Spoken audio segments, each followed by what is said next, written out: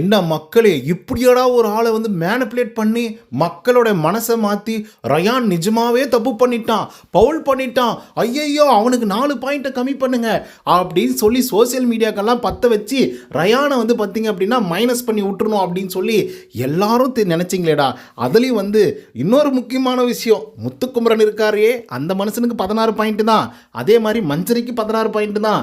ஆனால் முத்துக்குமரன் தான் TTF winner, ஆனால் முத்துக்குமரன் தான் டிடிஎஃப் வின்னர்னு சொல்லி ஒரு பக்கம் பேசிகிட்டு இருக்கானுங்க. ஆனால் நான் இது இவ்வளோ தூரம் வந்து கான்ஃபிடென்ட்டாக பேசுகிறேன் அப்படின்னா எதுக்காக பேசுகிறேன் அப்படின்னு பார்த்தீங்கன்னா, ஒரு குறும்படம் இருக்குது. அந்த குறும்படத்தை டிஸ்கிரிப்ஷனில் அட்டாச் பண்ணியிருக்கேன், கண்டிப்பாக அதை லிங்க் பண்ணி நீங்கள் பார்க்குறீங்க, ஓகேங்களா. ரயான் டிடிஎஃப் டாஸ்கில், அதுவும் 6வது டாஸ்கில் ஜார் டாஸ்கில் ஃப்ராடு பண்ணிட்டாரு, பவுல் பண்ணிட்டாரு அப்படின்னு சொன்னவங்களுக்கு இது கண்டிப்பாக வந்து செம செருப்படியாக இருக்கும் அப்படின்னு தான் வந்து சொல்லி ஆகணும்.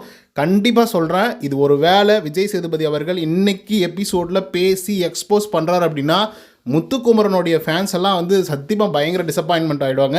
ஏன்னா அந்த மாதிரி ஒரு விஷயம் என்னென்னா, அந்த ஜார் டாஸ்கில் ஃபஸ்ட் ரவுண்ட் வந்து நடந்திருக்கு. அந்த ரவுண்டில் வந்து எல்லாருமே ஃபவுல் பண்ணியிருக்காங்க, மேலே பிடிச்சிருக்காங்க, கீழே பிடிச்சிருக்காங்க. அதனால் அந்த ஆட்டத்தையும் டிஸ்குவாலிஃபை பண்ணியிருக்காரு பிக் பாஸ் அவர்கள் ஃபஸ்ட் ஆட்டத்தை. அப்புறம் 2வது ரவுண்ட் வந்து நடக்குது. 2வது ரவுண்டில் வந்து 5 பேர் வந்து ஃபஸ்ட்டு எவிக்ட் பண்ணி வெளியே அனுப்புறாப்புல. அதுக்கப்புறம் 3வது ரவுண்டுக்கு தான் ரூல்ஸே மாற்றுறாப்புல. 5 பேர் தான் விளையாடுறாங்க, முத்துக்குமரன், விஜய் விஷால், அப்புறம் ரயானு, அதுக்கப்புறம் வந்து பார்த்திங்க அப்படின்னா நம்மளுடைய ராணவ், ஓகேங்களா, அண்ட் சௌந்தர்யா. இந்த ரவுண்டை வந்து விளையாடும் போது பிக் பாஸ் அவர்கள் ரூல்ஸே மாற்றுறாப்புல. அந்த ரூல்ஸ் என்ன அப்படின்னு பார்த்தீங்கன்னா, இந்த பக்கம் ஜார் இருக்குது, எதிர்த்தாப்பில் வந்து பார்த்தீங்கன்னா அந்த போல் இருக்குது. போல் மீன்ஸ் அந்த கோல் வந்து இருக்குது அதை அட்டாச் பண்ணுறதுக்கு. ஸோ இந்த இடத்துலேருந்து ஜாரை எடுத்துகிட்டு போய் ஒரு அட்டாச்மெண்ட் பண்ணணும். ஸோ அதுக்குள்ளே வந்து பார்த்திங்கன்னா ஒரு லைன் இருக்கும், ஓகேங்களா. 2 பக்கத்துக்கும் ஒரு லைன் வந்து இருந்துகிட்ருக்கும். ஸோ அந்த லைனுக்குள்ளார நீங்கள் எங்கே வேணாலும் பிடிச்சிக்கலாம், எப்படி வேணாலும் அட்டாச் பண்ணிக்கலாம். நீங்கள் போல சரி பண்ணணும்னு நினச்சிங்கனாலையும், இட்ஸ் மீன்ஸ் ஜாரை நீங்கள் சரி பண்ணணும்னு நினச்சாலையும் பண்ணிக்கலாம் அப்படின்னு சொல்லி பிக் பாஸ் அவர்களே வாயால் சொல்கிறாப்புல. ஸோ அதுதான் வந்து பார்த்திங்க அப்படின்னா ரயான் பண்ணியிருக்காப்புல. At the same time Raanav அவர்கள் தப்பு பண்ணியிருக்காரு.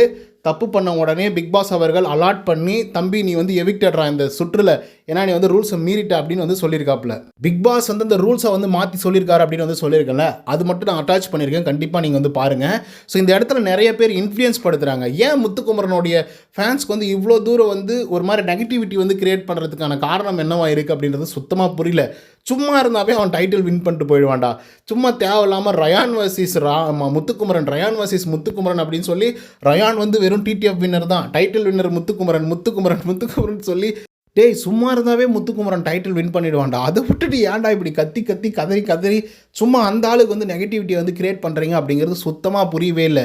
நீங்கள் ரயான் அவர்களுக்கு வந்து நெகட்டிவிட்டி வந்து கிரியேட் பண்ணுறா அப்படின்ற பேரில் முத்துக்குமரனுக்கு வந்து நெகட்டிவிட்டி வந்து கிரியேட் பண்ணிகிட்ருக்கீங்க.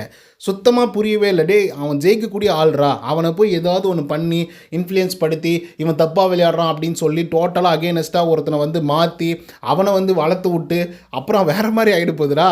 ஏன்டா இப்படி பண்ணுறீங்க அப்படின்ற ஒரு வருத்தம் எனக்குள்ளே வந்திருக்கு. ஏன்னா முத்துக்குமரன் டைட்டில் அடிக்கணுங்க, அதில் எந்த விதமான மாற்று கருத்துமே இல்லை. அவன் அடித்து தான் தீரணும். அதுக்காக தான் நான் இவ்வளோ தூரம் வந்து பேசிகிட்டு இருக்கேன். தயவுசெய்து இதை வந்து நம்பாதீங்க. இந்த மாதிரி இன்ஃப்ளூயன்ஸ் படுத்துனாங்க அப்படின்னா காரி மூஞ்சில் துப்பிட்டு கமெண்ட்டை போட்டு வெளியே வந்துடுங்க. அதுதான் நான் உங்ககிட்ட சொல்லுவேன். ஸோ இதுதான் நான் சொல்லணும்னு நினைக்கிறேன், வேறு ஒன்றும் இல்லை. ஏன்னா 2 நாளாக இதை பற்றி தான் வந்து பேசிகிட்டே வந்து இருந்துகிட்ருக்கீங்க. இதுக்கு நான் ரொம்ப கிளாரிட்டி கொடுத்தும் யாருமே நம்பவே இல்லை. நிறைய பேர் கமெண்ட்ஸில் வந்து 10% இன்க்ரிமெண்ட்டு, நீ வந்து ரயான் பிஆர் தானே அப்படின்லாம் வந்து சொல்லிட்டு கேட்டுட்ருக்காங்க. பட் நாட் லைக் தட், ஓகேங்களா. உங்களுக்கு வந்து அட்டாச் பண்ணியிருக்கேன், கண்டிப்பாக நீங்கள் பாருங்கள். பார்த்துட்டு வந்து கமெண்ட் எழுதுங்க, கண்டிப்பாக நான் ஏற்றுக்கிறேன். I am not against Muthukumaran, நான் ஆரம்பத்துலேருந்தே சொல்லிட்டு இருக்கேன். ஏன்னா ஆரம்பத்துலேருந்து நானும் சப்போர்ட் பண்ணி பேசியிருக்கேன். அது நீங்கள் வந்து திடீர்னு பார்த்தீங்க அப்படின்னா அப்படி தான் தெரியும். நீங்கள் ஆரம்பத்துலேருந்தே நம்மளை ஃபாலோ பண்ணியிருந்தீங்க அப்படின்னா தான் நம்ம யாருக்கு சப்போர்ட்டிவாக எப்போ எந்த மாதிரிலாம் பேசியிருக்கோம் அப்படிங்கிறது உங்களுக்கு புரியும். சரி, ஓகே. இதுக்கப்புறம் லைக் பண்ணுங்கள், சப்ஸ்கிரைப் பண்ணிக்கோங்க. ஸோ பார்ப்போம்.